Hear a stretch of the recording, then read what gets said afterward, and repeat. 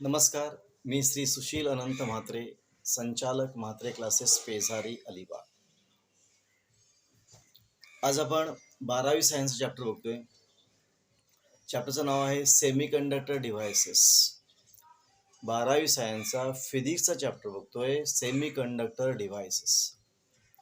याच्यामध्ये पहिला टॉपिक दिलेला आहे रेक्टिफायर म्हणजे काय. पहिला पॉईंट दिलेला रेक्टिफायर म्हणजे काय. मग जो AC व्होल्टेजचं रूपांतर DC व्होल्टेजमध्ये करतो त्याला म्हणतो आपण रेक्टिफायर. जो ACचं रूपांतर DC मध्ये करतो त्याला म्हणतो आपण रेक्टिफायर. आणि त्या प्रोसेसला म्हणतो आपण रेक्टिफिकेशन. पुन्हा ऐका बघा, रेक्टिफायर म्हणजे काय. जो AC व्होल्टेजचं रूपांतर DC व्होल्टेजमध्ये करतो त्याला म्हणतो आपण रेक्टिफायर.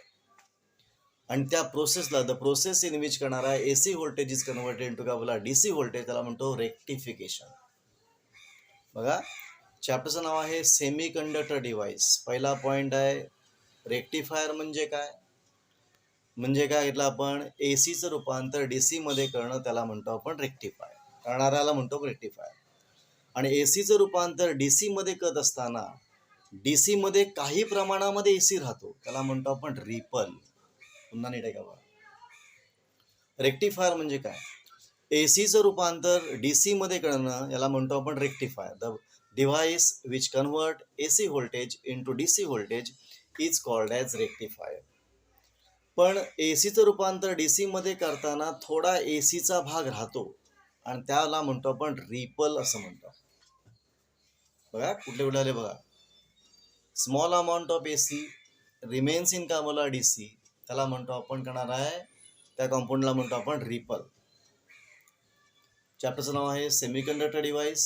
पहिला पॉईंट घेतला आपण रेक्टिफायर, दुसरा त्या प्रोसेसला म्हणतो रेक्टिफिकेशन, आणि त्या DC मध्ये जो AC राहतो त्याला म्हणतो आपण रिपल. आता आपल्याला घ्यायचं आहे हाफ वेव्ह रेक्टिफायर म्हणजे काय. सिंपल पॉईंट बघा, half wave rectifier. Half wave rectifier म्हणजे काय. पहिले याच्यामध्ये आकृती कशी असेल, डायग्राम कशी असेल. एक AC व्होल्टेज असेल, तो ट्रान्सफॉर्मरला दिला असेल, आणि त्या ट्रान्सफॉर्मरच्या सेकंडरीला एक डायोड जोडला आहे आणि त्याला एक लोड रेझिस्टन्स जोडलेला आहे. फिगर कशी असेल बघा. AC व्होल्टेज ट्रान्सफॉर्मरला जोडलंय. ट्रान्सफॉर्मर एक प्रायमरी असेल, एक सेकंडरी असेल. सेकंडरीला कोण जोडलेला आहे, डायोड जोडलेला आहे, आणि त्याला लोड रेझिस्टन्स RL जोडलेला आहे. आता नीट बघा, पहिलं वाक्य, AC व्होल्टेज आपण ट्रान्सफॉर्मरच्या प्रायमरीला दिलं. AC व्होल्टेज ट्रान्सफॉर्मरच्या आपण प्रायमरीला दिलं. मग हे व्होल्टेज ट्रान्सफॉर्मरच्या सेकंडरीला जाईल. हा जो व्होल्टेज आहे तो काय बोला, ट्रान्सफॉर्मरच्या सेकंडरी पार्टला जाईल, सेकंडरीला जाईल. मग सेकंडरी करणारा होईल त्या ठिकाणी पॉझिटिव्ह आणि निगेटिव्ह, म्हणजे AC व्होल्टेज प्रमाणे त्याला पोलॅरिटी मिळेल. पुन्हा बघा, AC व्होल्टेज कोणाला दिले आपण, ट्रान्सफॉर्मरच्या प्रायमरीला. ते व्होल्टेज कुठं तयार होईल बोला, सेकंडरीला. मग सेकंडरीला आपण एक पॉईंट घेतला A आणि B. मग A हा पॉझिटिव्ह असेल आणि B हा निगेटिव्ह असेल. बघा, A हा पॉझिटिव्ह असेल आणि B हा निगेटिव्ह.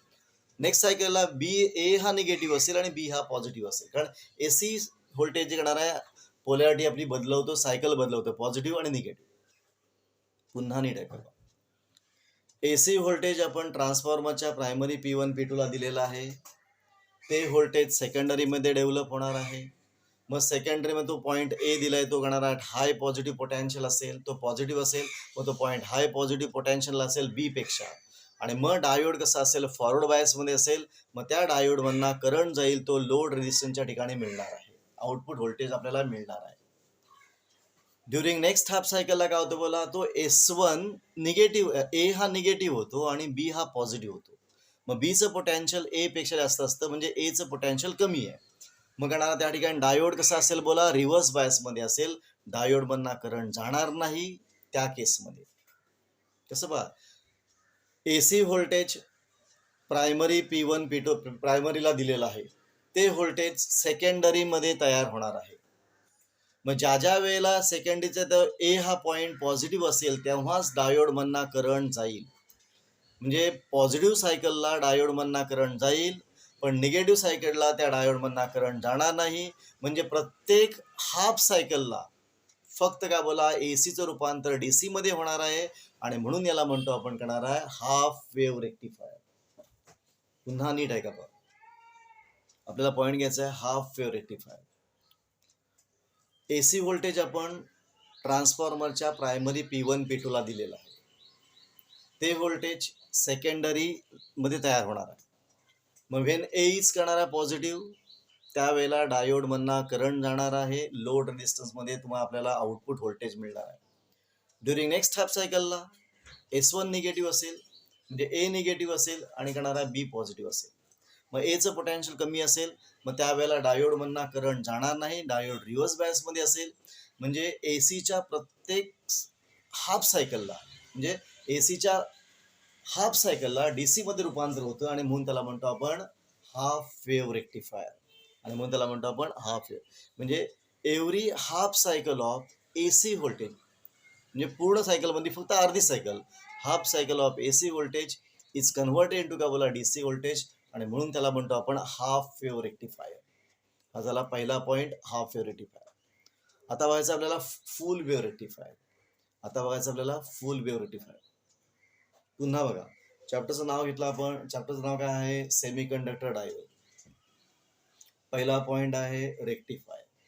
जो एसीचं रूपांतर डीसी मध्ये करतो त्याला म्हणतो आपण रेक्टिफायर. त्या प्रोसेसला म्हणतो आपण रेक्टिफिकेशन.